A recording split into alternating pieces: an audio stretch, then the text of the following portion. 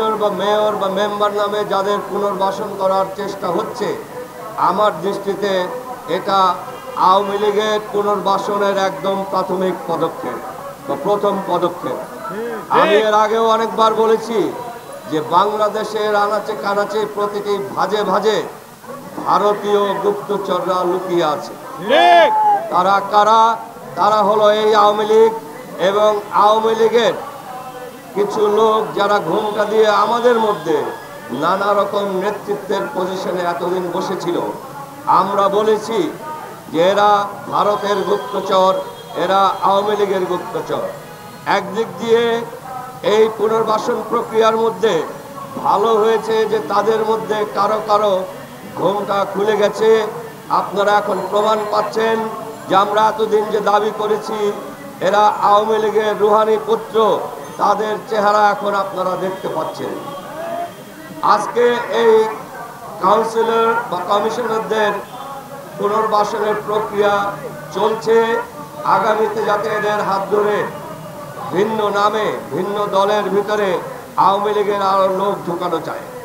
এটা কেন হচ্ছে আপনারা নিশ্চয়ই বুঝতে পারছেন যে এটা হচ্ছে ওদের পুনর্বাসন করার জন্য নয়, ওদের কাছে যে টাকা আছে সেই টাকায় একটা ভাগ বসানোর এটা একটা ফন্দি। টাকা পয়সা চারিদিকে উঠছে, গাড়ি ঘুরছে, আপনারা দেখতে পাচ্ছেন। গতকাল যারা আমার মতো কয়েকজন হয়তো বাসে চড়েছি বা রিক্সায় চড়েছি, আজকে আমরা 3 বেলায় 3 রকমের গাড়িতে চড়ছি। কোথার থেকে আসছে এই টাকা? কোথার থেকে আসছে এই গাড়ি? কোথার থেকে আসছে দামি পোশাক? কোথার থেকে আসছে আলিশান এলাকায় ভাড়া দিয়ে এত অফিসের টাকা?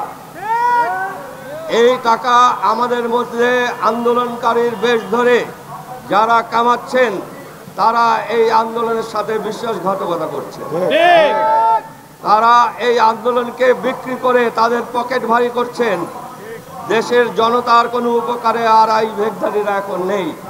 তারা তাদের আসল আওয়ামী রূপ এখন প্রকাশ করছেন।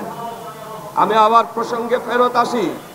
কথা উঠছে যে অনেক কাউন্সিলর দাবি করছেন তারা বিএনপি বা জামাতের লোক।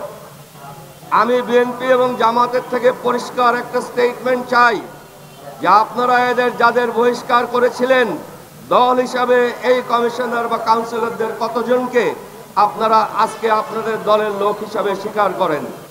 যদি আপনারা এ ব্যাপারে কোনো বিবৃতি না দেন তাহলে আমরা ধরে নিব যে আমাদের যে ধারণা আপনারাও আওয়ামী লীগকে পুনর্বাসন করার চেষ্টা করছেন সেটা সঠিক।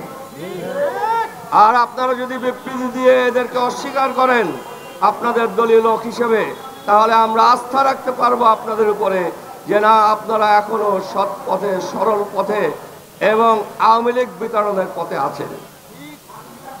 কোনোভাবেই এই বাংলাদেশে আগামী 5 থেকে 10 বছর আওয়ামী লীগকে ফিরিয়ে আনার চেষ্টা যারা করবেন তাদেরকে আজকে এই মঞ্চ থেকে